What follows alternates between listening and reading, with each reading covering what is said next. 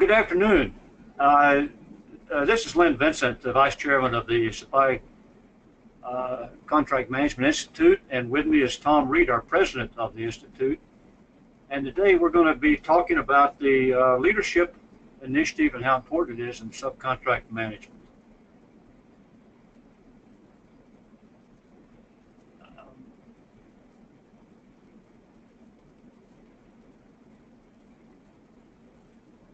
So if we'll go to the next chart, just very briefly, we established the Subcontract Management Institute a couple of years ago. It's a nonprofit organization, and we've developed a body of knowledge for subcontract management training, and we provide both the prime contractor and subcontractor personnel with the knowledge, skills, tools, and techniques to deliver best value and reduce performance risk in the execution of our publicly funded contracts.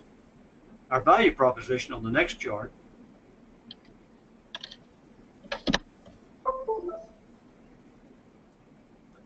is to ensure that the contractor executes the subcontracts more effectively and reduce risk, and that organizations and individuals are provided the opportunity to become certified to enhance their company profitability and their value proposition.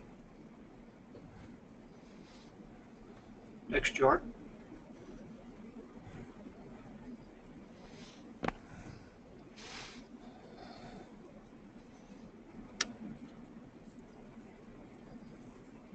This is really, in essence, why we feel so strongly in the need for leadership in subcontract management.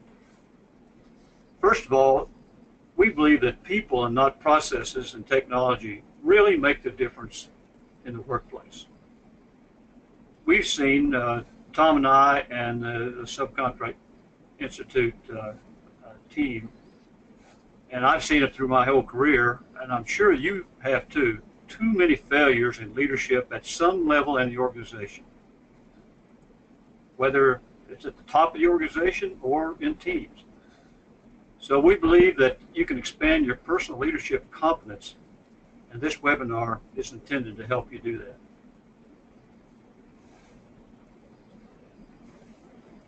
Next, I'd like to highlight what the agenda is today. Here's what we're going to be talking about, and what exactly is leadership. There's been hundreds, if not thousands, of books written on the subject. In fact, Tom Reed, my co-presenter today, has written an excellent book on leadership, and he'll be talking to you more as we go into the webinar. And why taking leadership initiative is important, and then get down to how we're suggesting ways that you can improve your leadership abilities, and then talk about some future webinars. Tom? Thanks, Len. We're going to start with the substance here, talking about what exactly is leadership. And as Len noted, there is a universal problem in leadership because people don't have a solid lexicon in words they can use that are universally understood that allows people to communicate effectively about leadership. For example, if I were to say to you, a leader should be sincere, probably all of you would nod your heads and agree, yes, a leader should be sincere. But if we take it the next step and say, well, tell me more about that. What does it mean for a leader to be sincere? And more often than not, you'll have people saying, well, sincere. That doesn't really help define the term. And so when you start to talk about the many, many aspects of leadership, you realize that we have a lot of terms that we use, and they're supposedly positive terms, and yet we don't all agree on exactly what they mean. And so these, not necessarily just the softer skills, but the skills that are involved with leadership, very, very often are lacking in a clear definition. So in order to fix this to the best of our ability, we did extensive surveys, we did brainstorming, and we talked to a lot of people about leadership. Basically said to them, when I say leadership, what comes to mind? And we ended up with a dozen or more easel pages, the butcher block paper that we use on an easel during classes. And these are the kinds of things that came forward. People said, well, a leader is a boss. I was always fascinated because almost always somebody said, well, a leader is tall. And in fact, there's actually some biblical references to that about how the people that were selected as leaders were the tallest in the group. Google even supported that during the Republican debates for the last election. And they said one of the most commonly Googled searches was, how tall are the candidates? And if you haven't tracked this, the tallest candidate on the stage actually won. Is that why they won? Hard to say. But the point is, we think about leaders in very diverse and unique ways. You'll note here on this list, another common response from people was they were Machiavellian, meaning that they were manipulative. They were often egotistical. They felt privileged. And so you start putting this stuff together and you go, wow, that's not really good stuff with a leader. How do we distill this into something that says this is what a leader should be? This is how you should approach the concept of leadership. So we've got all these definitions, and from this we distilled 229 elements. Now it sounds like a lot, but leadership is complex. Leadership is difficult. And if you don't cover the full waterfront, you are leaving things out. Now, before anybody starts sending me nasty emails, I want to clarify. I'm a big fan of Stephen Covey. I'm a big fan of the book, The 7 Habits the 7 Habits book. And I've read it many times. I refer to it many times. And if you follow those 7 habits, you will improve things in your life. No question about it. But if you only do those 7, you're going to be missing major pieces of what it means to be a leader. And that's why we pursued this project to put together a book that would better explain how that works. We did this and grouped everything under 5 major headings. And here you see those 5 major headings: character, competence, compassion, communication, and commitment. Isn't it convenient? They all start with C. And in character, we discussed the things like truth and honesty and some of the softer skills that are sometimes a little more difficult to define. But we believe we've made a fair attempt at that. In competence, this is the only area where being a leader may require a specific skill to lead a specific team, but not always. In other words, if you've worked in aerospace, as many of you do, can you convert that to work for an accounting firm that provides financial analysis to government contractors? Well, maybe, but maybe not. And so you need to have the competence in the particular field. And typically we found that in the area of competence, you don't necessarily have to know everything, but you have to be pretty well versed in a particular skill area. For example, a past CEO of Southwest Airlines actually had been their general counsel. And many people say, well, what's a lawyer doing running the place? Well, when you think about the union contracts and the highly regulated field of airline industry, competence in that area from the legal side, actually pretty good competence credential to have. When we talk about compassion, we get into the people skills. And this is where many, many leaders do fail because they are not people oriented. They tend instead take an approach towards the bottom line, the numbers, the stock price. And if you think about it, most people in the boss roles, notice I didn't say leader, the boss roles are motivated and measured by those kinds of financial things rather than how well they treat their people. If you need another example of that, take a look at all the things that are going on in Hollywood right now. There are always examples of where someone in a leadership position, again, I didn't say a leader, but someone in a leadership position fails in this area of compassion and dealing appropriately with their people. I think we would all agree that a leader needs to communicate, but how many times have you heard somebody say, oh, well, I'm not good in front of a large group of people. I don't want to talk in front of an audience. Well, I hate to break it to you, but the sustained leaders learn to communicate in any forum and in any way, whether they are writing, whether they are speaking, whether they are teaching. And I'm going to take this down to the level of an email. How many people do you know who have gotten themselves totally embarrassed or in fact lost their positions because of an errant email that went out that was written in the heat of passion rather than in the fine glow of logic.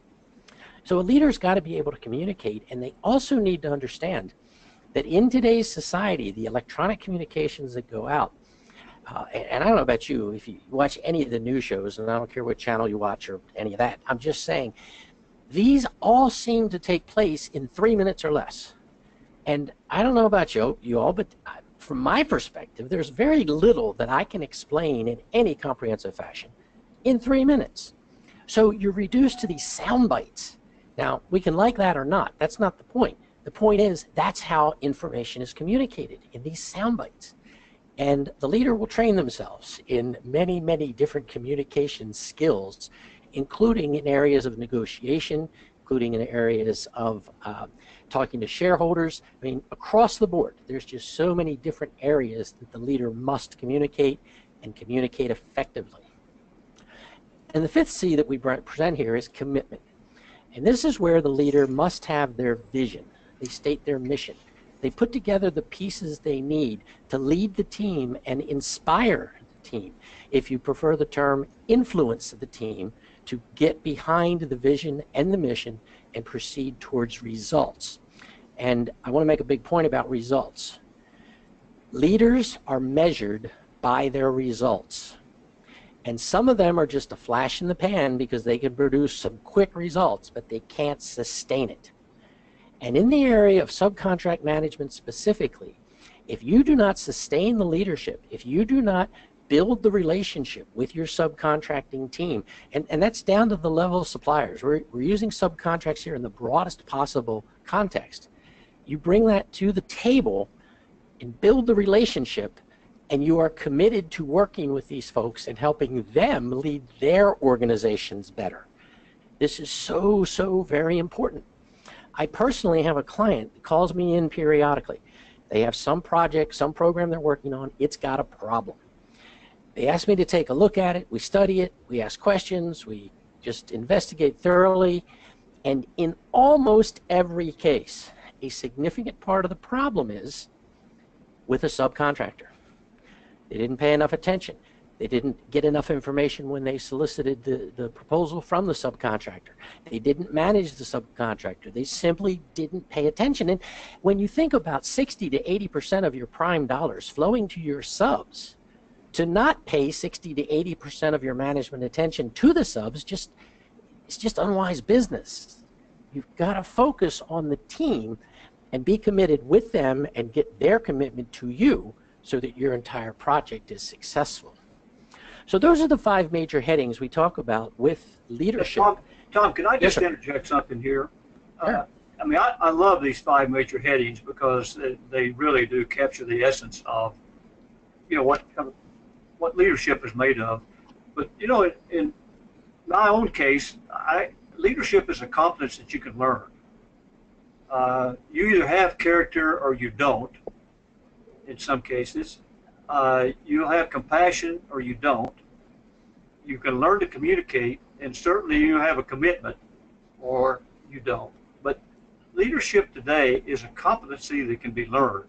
And that's kind of what we're talking about today, whether you're a top leader in the company or whether you're down as part of a team or maybe even a team leader. You can learn how to lead.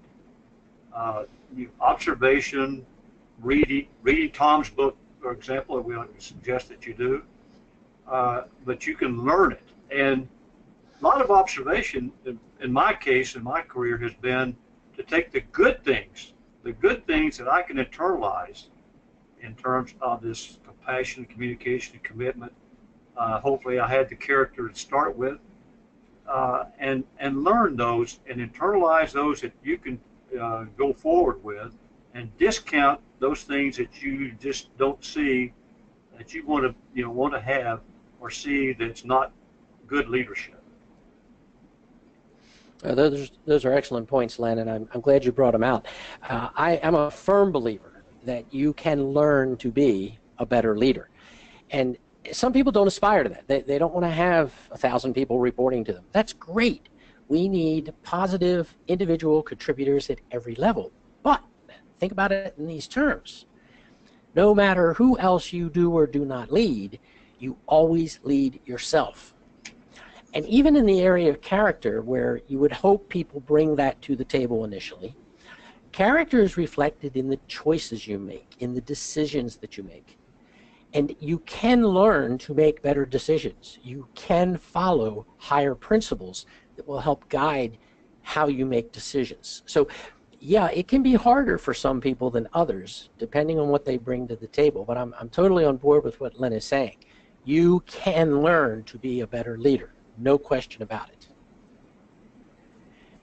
Now, from this, we then went through the entire list of 229 elements and asked the question of, okay, where do leaders who cannot sustain that position, where do they typically fail? And you'll see what's right up at the top of the list, once again, is character. They aren't honest. They aren't trustworthy. They aren't loyal. They do many, many things that cause character questions and ethical breaches. And nothing will bring down a leader from a leader position more quickly than that, and in most cases, disqualify them permanently from ever holding the position again. If a leader doesn't have a vision that they can communicate effectively to the team is wandering aimlessly, and the leader will fail. They will not sustain their leadership. Now, you're all sitting here at the webinar, so I'm preaching to the choir on this one, but you got to be a constant learner. You've got to expose yourself to many, many things. I am stunned because doing the research for this, I learned that 87% of high school graduates never read another book. And I hope you're as stunned by that as I am. But how do you constantly learn if you don't stay current? You know there are approximately 1,500 business books published every month. How could you possibly stay current with that?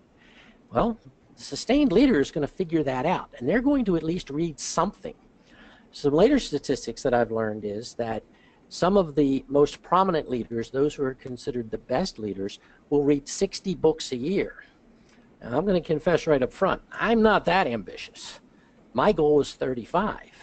And if I'm comparing my 35 to most everybody else, I guess I read a lot. But on the other hand, if there's 1,500 of them being published every month, there's no way I'm catching up. You just got to keep running, as the Red Queen noted in Lewis Carroll's book, just to stay in place. So be a constant learner. Expose yourself to that. We also found that the best leaders are situationally aware. In other words, they can assess a situation very quickly and determine what needs to be done with it. If you're not situationally aware, you're ignoring stuff that's very important. It's going to hurt you.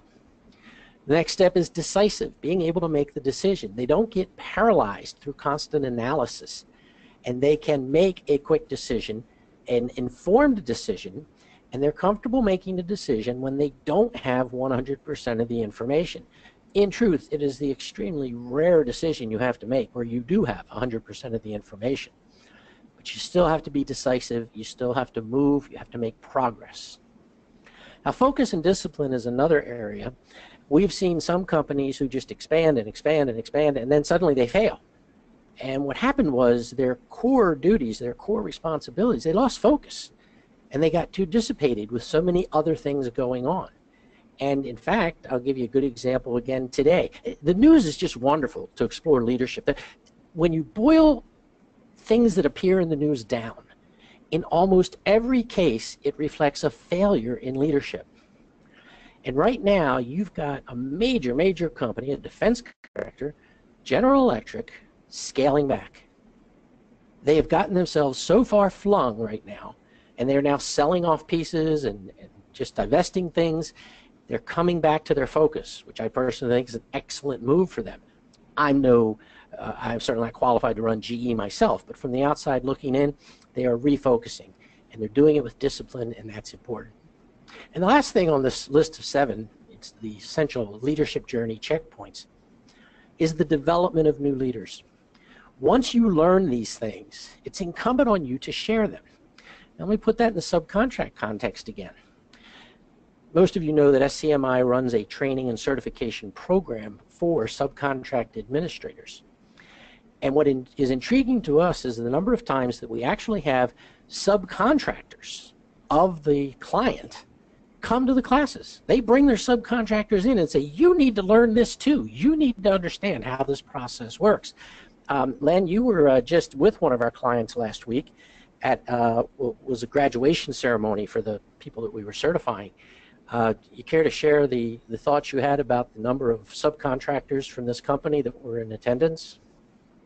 Sure, Tom. And it was a great event. It was actually it was a combined event of the first graduation of our subcontract management training cohort, as well as their supplier day that they held, and they had almost 100 different people, and I'm not sure if it was 30 or 40 different companies that were there at their supplier event, but it was very well attended, and they had, the theme was to look inside. It was going to open their kimono, the company kimono, to let their suppliers look at a lot of things that they're doing, because it was very apparent, and their leadership, when they made some presentations, would say that, look, you as suppliers are providing a lot of parts and other material to us, but you really don't know how it's being used, because a lot of the programs we have are classified, or it's it's pieces and piece parts that go into the larger system. So they were allowing their suppliers to look inside and get a good feel for what they're doing. I used to do that when I was heading procurement organizations. I would take some of the buyers down to ships and let them see what they've been buying, so they'd have a better feel for what they were doing, and feel better about what they were doing, as a matter of fact. So it was a good experience, and it was the company was really allowing their suppliers to look inside, which was the theme of the day. Yeah, that's excellent, and bringing them along in their own leadership journey to improve the process overall.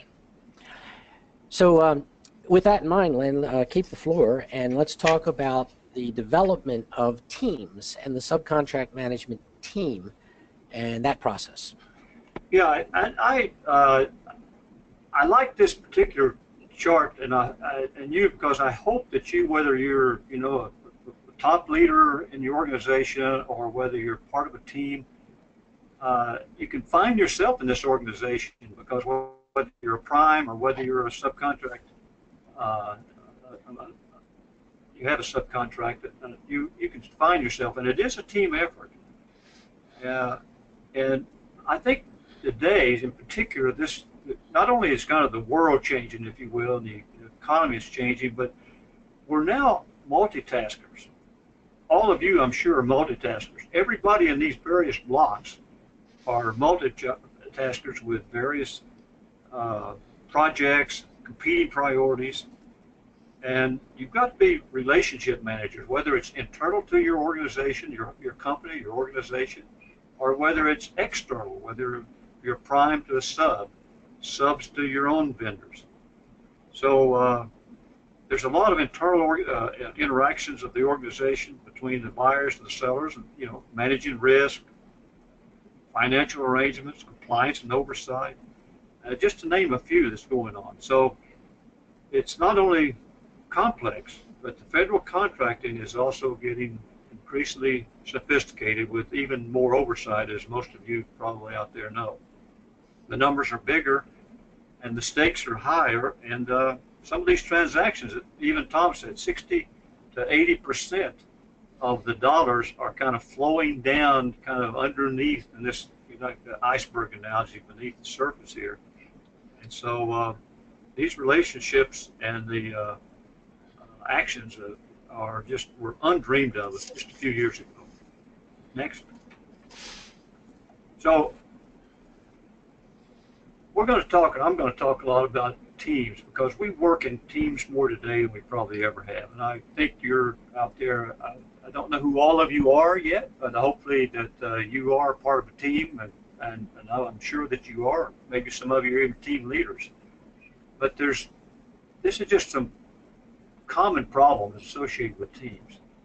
I'm sure that each of you could probably list a heck of a lot more than I even have here, but just in the process, just the confusion sometimes between the process and the content. What we've found is that a lot of the procedures that have been written are either out of date, maybe not even read by some of the people, not followed. And I would also say that there are team players and there are non-team players, non-committed team players. And so what happens in that case is destructive participation. Also, too often there's unclear roles and responsibilities, sometimes even manipulation by the formal leader, and maybe even hidden agendas. And I'm sure that you've all seen that. And what I found, and more, is that the data overload.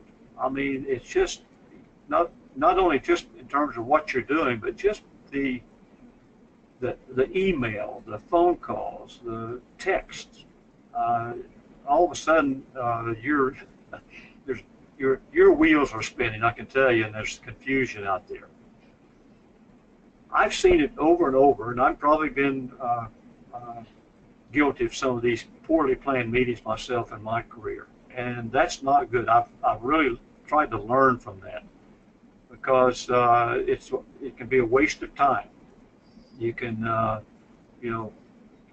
listen to, not be listened to, or not listening yourself. And I would, maybe even too much gossip at times. This decision making, and Tom mentioned that a good leader is decisive, but I also think that decisions have to also be hopefully fact-based, and also ultimately they have to be backed up with actual results. This environment they work in, and again, I have to tell you the way I tried to do, and I had I moved 22 times in my 33 years, so I was in a lot of places and a lot of different organizations. And one of the things I did was try to create an environment where people actually either wanted to or at least liked to come to work in the day, and try to get over these power struggles, the company policies. Thomas also mentioned this pressure for results, and I think there's probably even more pressure today for results of whatever, either whether it's the bottom line or delivering material or whatever, than maybe ever before. I'm not sure about that, but I sure feel it when I talk to people in the class and talk to people at various meetings we go to. There's a lot of pressure out there in your jobs. What also can happen is the conflicting reward system. I mean, people don't necessarily know how they will be rewarded. Some are not rewarded when they think that they are, and this causes problems within the teams. And the confused expectations. Again, this can be from the leadership or just within the team, where you really haven't agreed to what is in the end game of what it is that you're doing and why the team has been formed.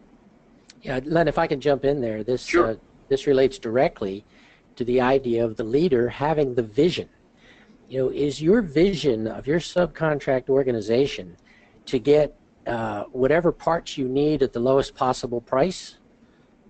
Is your vision to make sure they comply with every little flow down you've decided to throw into the contract, whether it applies or not?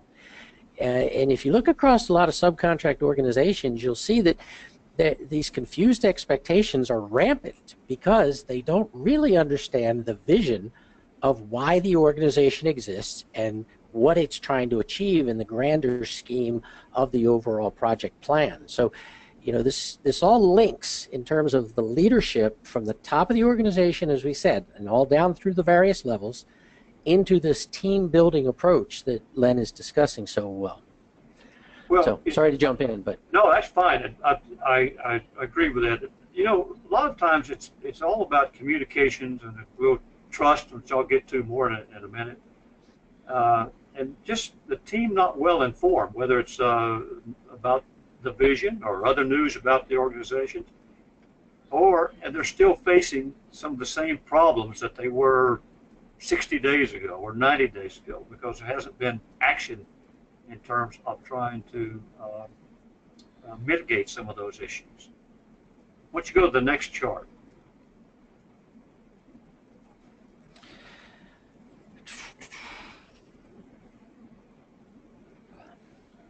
So I'm going to talk some now about the initiatives to improve some of the functions of the team because I think that's kind of where you're at and want to kind of know. And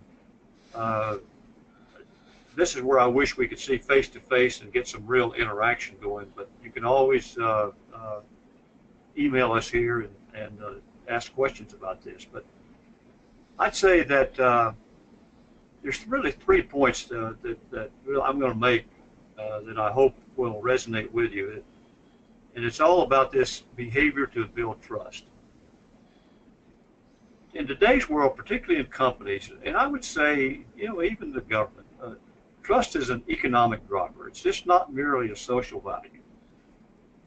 I also say that trust, go back, Tom. I'd also say that trust is the #1 competency of leadership that's needed today. We've talked about that. It is a competency and it can be learned. And to build that, to make improvements in your environment, you've got to show and demonstrate that you really care about people. And that, you know, to me, that's always been the magic ingredient. I did care. I may not have always shown it that much, but that's what real leaders do and what you have to do to build trust. Tom mentioned to be aware, the situational awareness. You know, it's asking questions, and if you're the leader, don't kill the messenger because there can be some, not so good news occasionally, but you need to know it. And I would say also the thoughtful and in-depth analysis of the issues goes a long way to start building this trust. You can create, or you can help create an environment of trust through open communications. I'd say less email and more personal contact, and certainly, hopefully, that will lead to more collaboration. And I hear also from people, and a lot of these are from government contacts, that I just don't have time to do the mentoring that I should be able to do because I'm too busy doing what I have to do, and I can't create these learning opportunities that I know that we should because we don't have time. We have too much work. I can't have people gone. Well, I believe that's a myth, and to be honest, I believe it's a cop-out. Tom mentioned GE. And years ago, when Jack Welch was the CEO of General Electric, he was asked the question, what is trust? And he said, if I could give a dictionary definition, I could give you several, but in my case, I know it when I see it. So trust happens when leaders are transparent, candid, and keep their word. It's that simple. That's how Jack Welch felt about trust at the same time. Let's go to the next chart. Okay, so we're going to jump into section 3 here on how to improve your leadership abilities. And interesting, we've gotten a comment, and I assume you all know on the right-hand side you can chat or ask questions about whether we're talking about subcontract management or we're talking about leadership. Well, if you've been attending these series of webinars we've been doing, and they're all free, this whole year they've been free, we've talked everything from the basics of Subcontract 101 on through to the more complex issues. And today's topic is definitely one on leadership. In the certification program that we offer, there is a group of different training opportunities and methods that we use. But part of that is a 2-day in-class leadership and team building portion, because if you are not demonstrating leadership in your organization, and particularly in your subcontract organization, you're not setting yourself up for success. And so, yes, this topic today is centered a lot on leadership, but it's because we find it is so lacking in so many areas. And improved leadership, whether it is in your subcontract organization or other organizations, is very, very important. And so, if we're not talking enough about subcontracting today, I'm not really sorry, because this piece of it is so critical. And you have to make yourself the best leader you can do. You have to know where your strengths and weaknesses are. And while you can use, down the bottom of this chart, you see some things like assessment tools, 360 assessment, Myers-Briggs, etc. Your HR department, if you're in a larger company, has these tools, and they'd be more than happy to share them with you. You need to know yourself. You need to know where your weaknesses and your strengths exist. Because, as I mentioned earlier, everybody comes to the table with a different set of innate skills and abilities. And you need to improve in your particular areas. Now, again, before I get emails about this, if you follow the Gallup organization's series of books, the First Break All the Rules, Now Go Discover Your Strengths series, they say, don't work on your weaknesses. Capitalize on your strengths. And in principle, I agree with them. On the other hand, the most sustained leaders are very well-rounded. And they may never be perfect in some of these areas, but they are at least aware of the fact that they are not perfect in that area, and they can then supplement their team with others who are. And so I maintain that you still must be aware of the vast array of leadership capabilities, traits, characteristics, regardless of whether you become outstanding in that particular field. So take on a stop yourself. I might just mention also that if you aren't aware of your weaknesses or won't admit them, you can be assured that others know of your weaknesses. Yes, they absolutely will. And it's a sign, and this is one of the elements of leadership, is humility. And unless you have properly humbled yourself to learn, you're not going to learn. And you can be perceived as egotistical and vain, and you will lose followers. And when you boil it down, how do you define a leader? A leader is somebody who has followers. If you turn around and there's nobody in your line, you're not leading. You're taking a great walk in the park, but you're not leading. And so you need to develop yourself and your own personal characteristics as they pertain to leadership. And I'm not going to read all the list to you, but this is a good list of how you work to develop yourself. Now, another element here, find mentors. And I say that in the plural by intent. You need several mentors who are going to sit you down and say, you may think you're great at X, but you know what? You really suck, and you need to fix it. And only a good, close personal friend is going to be that bluntly honest with you. Find those people. Talk to them. Now, you may decide you don't agree with them, and that's fine too. But they're observing you from the outside. Make sure that you at least pay attention and consider what they have to say. Because if this mentor is one that is in your management chain and has some control over your future, I would advise you to listen to them very carefully and do what you can to improve in any areas they identify. We are all typically most blind to our own shortcomings. Don't let that hinder your leadership journey. Improve yourself. If I could add something here too. This mentorship works both ways. I mean, regardless where you are in the organization, if you're already in a leadership position, whether it's a team leader or other, look for mentors above you, and even outside the company also. You can go, outside or up or both. But also don't forget to go down and help others. I mean, that's a big part of leadership, is bringing others up and volunteering to be mentors for those that are coming up. And with all due respect to my fellow officers of SCMI, I am actually the youngest of the group, and yet I find many, many mentors of my own in the millennial generation. I've become very active on Twitter in the areas of leadership and contract management. And in fact, there's a a chat tonight on Twitter at 7 Eastern called Impact Matters.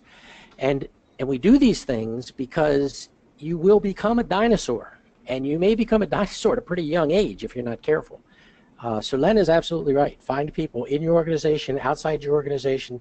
I tend to recommend 3 mentors. You should have 3 mentors at all times. Somebody who has achieved what you seek to achieve, someone who knows things about things you don't know anything about, and somebody who you know and can absolutely trust to be bluntly honest with you, somebody who knows you better than anybody else. Line up those 3 mentors. You're going to need them. We talked about leaders being constant learners. You constantly need to expand your knowledge. With technology today racing as fast as it is, if you do not stay current, you will fall behind. I mean, people laugh when I tell them that my first computer got put on my work desk in 1987. And people say, well, how did you function without a computer before that? Well, we did. And guess what? When the computers came out, new email systems came out, new software programs come out, and even today, and my millennial friends, again, they laugh at me, and they say, well, you need to download this app, and you need to do this with it, and I'm going, yeah, tell me again about this downloading apps. I got to refresh myself. I don't touch it very often. But keep reading. Ask great questions. Hang out with other leaders. You're going to learn from them. You're going to just, through osmosis, you're going to absorb stuff.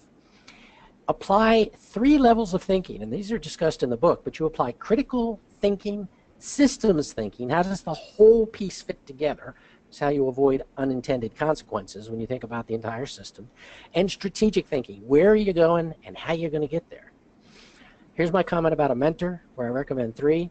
And take advantage of the many free and inexpensive resources. People are surprised to learn that Einstein said the most important piece of data you need is where is the library? Constantly learn, and you don't have to invest tons of money in doing it, go way in debt with your education. You can do a lot of this right on your own. So we encourage you to take a structured and disciplined approach to developing your leadership. Set your goals, short, mid, and long term, and then immediate actions that you have to take. Here's what I need to do. I need to read 23 pages a day to finish this book this month. You set a deadline, and then you do something every day. And as you achieve these goals, and you will, if you follow this process, you will achieve your goals. You reassess, you set new goals, and you take the next steps forward. So be structured and disciplined about this. Tom, I want to add something here too, which I thought is important. Back to the goals. I mean, you need some wins in these goals too. Tom mentioned short term. I mean, and you also need to celebrate. I mean, if you're in a team, you want to celebrate some wins. If you're on a personal sense, celebrate. Whether you're a diet, maybe you need to go out and have some ice cream, and to kind of celebrate.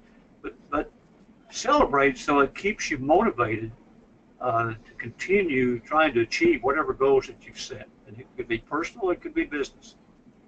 Absolutely true.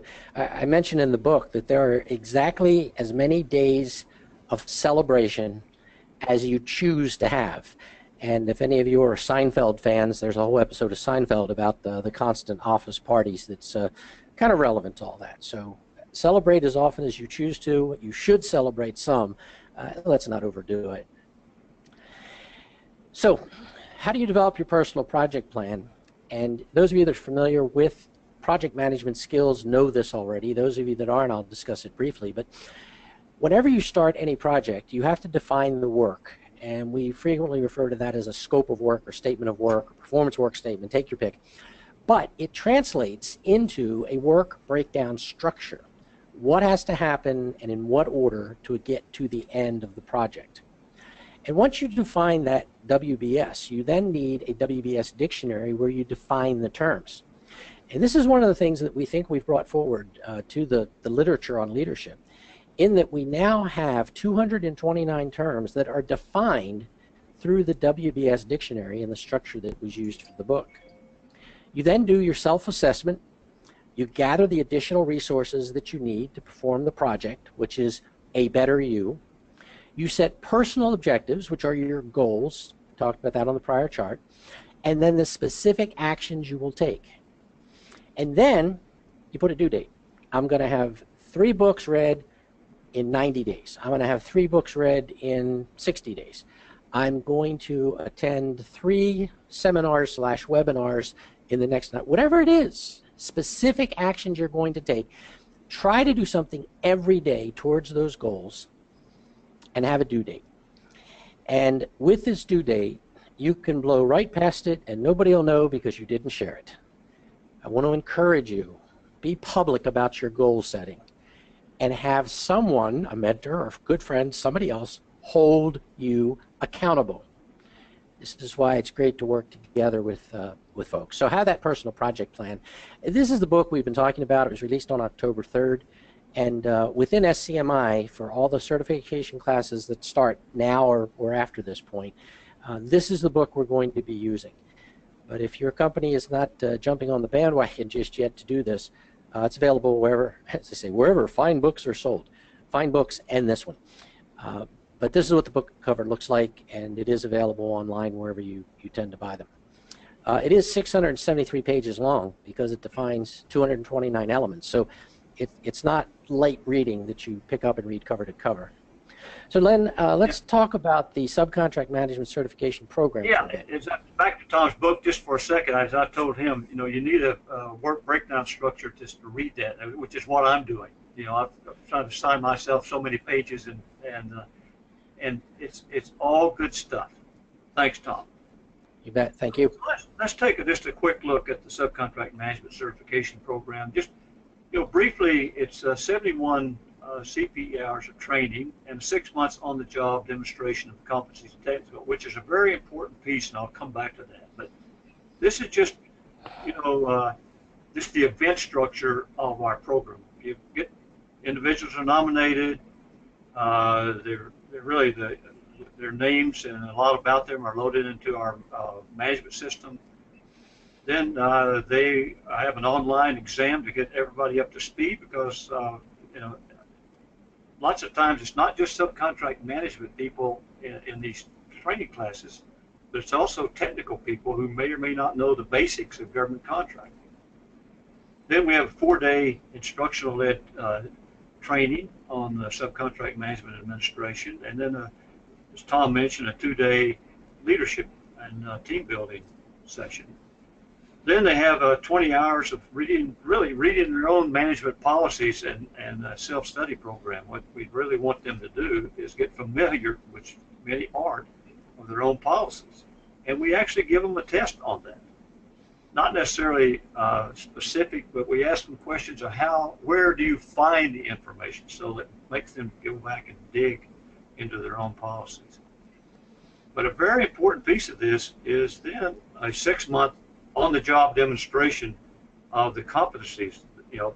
They've had a lot of learning going on through this period, and then they go back out into their actual workplace and use what they've learned. And then before we certify them, their managers tell us that they have actually used the learning and they are qualified to do the jobs that they've been trained for. And then they recommend to us that they should be certified. And that is basically how this goes. And the important is we don't want a certification without qualifications. We want qualifications and then certified. Next. This is just a real quick look at what we think the results of all this is. And this certification in our program really demonstrates the commitment to quality contract, subcontract management. And this is both individuals and their management demonstrating that they really want to change and improve and enhance what they're already doing out there.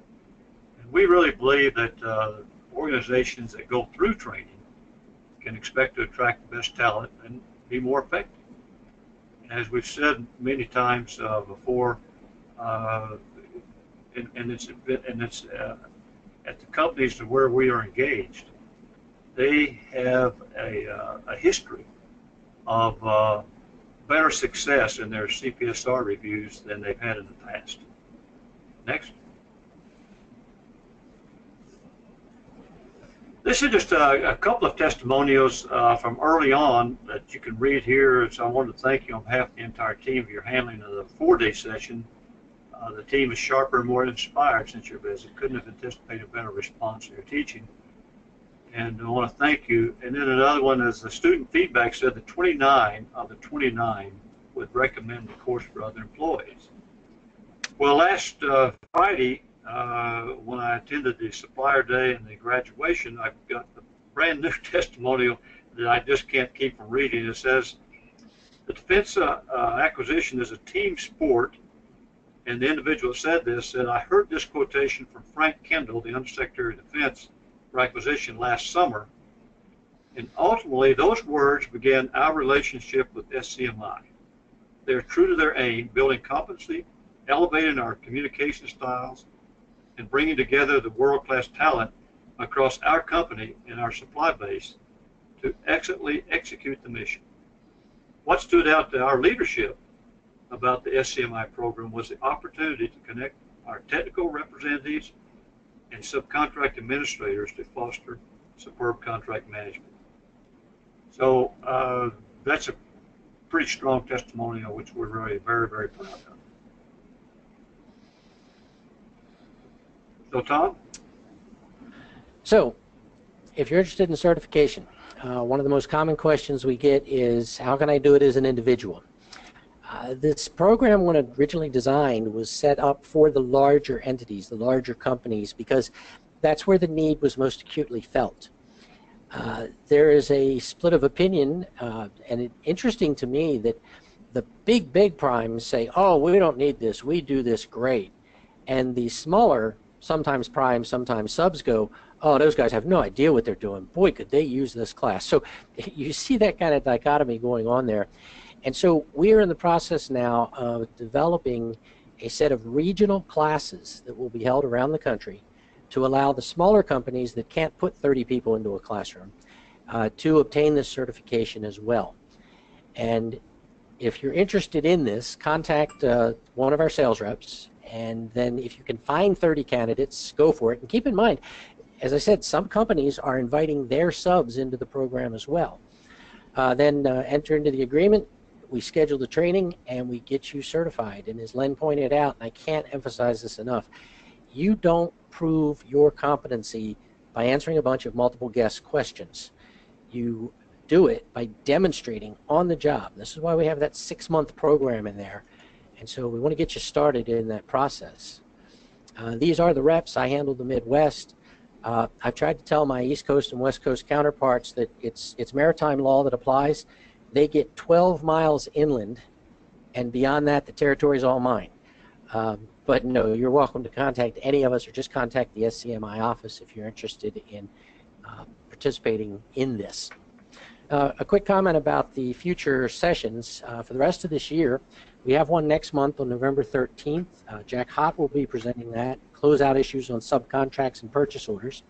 And then in December, we're going to do the dealing with subcontractor cost and pricing data. We are now lining up the 2018 programs and how that's going to work with in terms of the webinars and such. And if you have any suggestions, comments, questions about that, by all means, reach out to us. We'd love to have the dialogue and chat with you about those things. So at this point, we'll pause and see if there are any questions. You have the ability to ask questions on the right-hand side.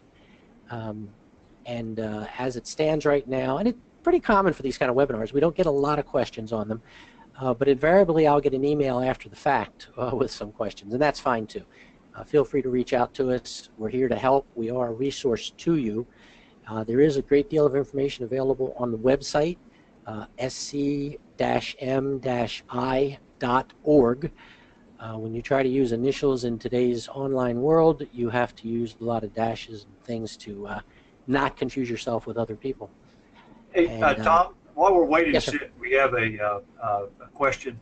Let me just do a quick summary here in terms of what we've been talking about, because you know, to be a great team member, you know, we've talked about you got to have character, the honesty, integrity, and all respect for others, and then you know, effective leaders, and I would say team members, you know, they have to know their stuff. The technical aspects of a profession, in my view, can be easier than some of the the soft skills, the human relationships, and we find that a lot in the leadership training that we do. Leaders must care. I would say individuals must care. If you're an individual in a team, you've got to care, and it's about people. Period. You've got to show that you care every day. I tell you, from a personal standpoint, the leaders that I've admired most in my career are the ones who cared about me as a human being. Great leaders inspire people. Communication, not communicating well, I believe, is one of the great mistakes that we can all make, particularly as a leader. Employees want to feel valued. They want to know what's going on. They want to be involved. And it means listening and, I think, genuinely respecting others' opinions. And if you have to, admit mistakes. And be committed. We talked about that. Committed to the mission, committed to the organization, committed to the team, and committed to making yourself better. And sometimes all this takes courage.